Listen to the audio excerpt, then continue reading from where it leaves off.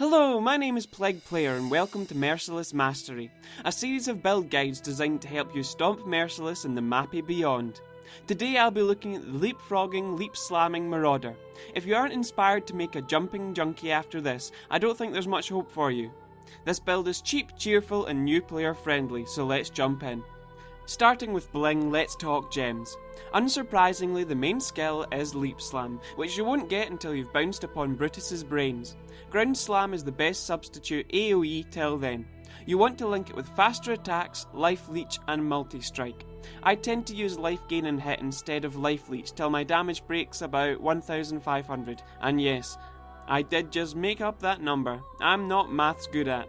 Faster attacks is a must, as this build thrives upon attack speed.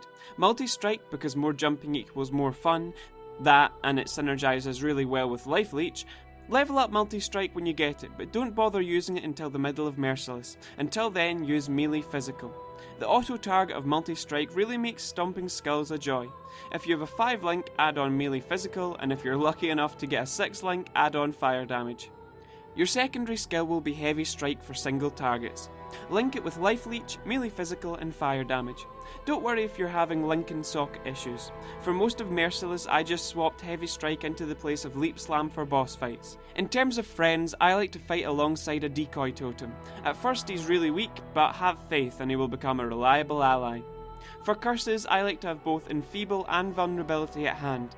Vulnerability for making your Leap Slam all the more slammy, and Enfeeble to use when you get scared. Even Marauders get scared. In terms of defense, you want to utilise the ever-popular cast when damage taken. Link it with Blood Rage for that all-important attack speed, Molten Shell for extra armour, and Enduring Cry for crying. Level all these gems up as much as you can. For the most part, this will be easy since the majority are strength gems. There are a few exceptions. Don't level up cast when damage taken at all. Also, you won't be able to level up blue and green gems much due to dexterity and intelligence restraints. This is fine, and definitely don't go out of your way to get gear or passives with these stats. The vast majority of these gems can be obtained from quest rewards. Some of these rewards come quite late game, so feel free to buy them early if you're impatient like me. The most expensive gems to get will be cast when damage taken and multi-strike. These are offered as rewards in Act 3 Merciless, but you can take only one. Be sure to look for a deal and grab the other. Remember to pick up, identify and sell all junk yellows, those alts add up. Let's talk about gear. In general, you want to focus on resistances, life, attack speed and physical damage. When buying items, don't try to get triple resists plus health unless you have a very healthy money pot. Go for a couple of high resists on one item, good health and one resist on another. Gearing like this will be more effective and cheaper. Until you get iron reflexes, focus on armour. When you do get iron reflexes, this really frees up gear selection.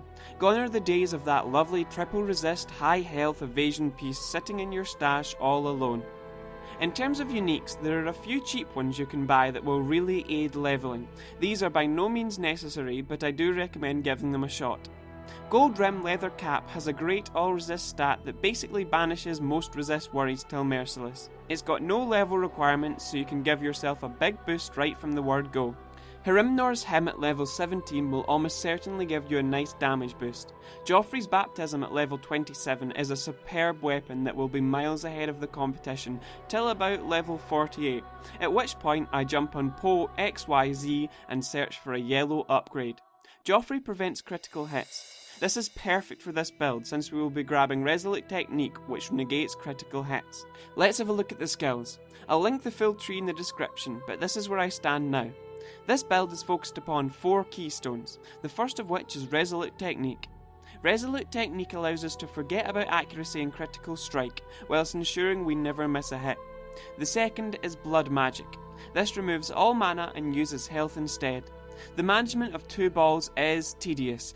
Reducing it down to 1 makes it interesting, especially when taking Blood Rage damage and perma jumping.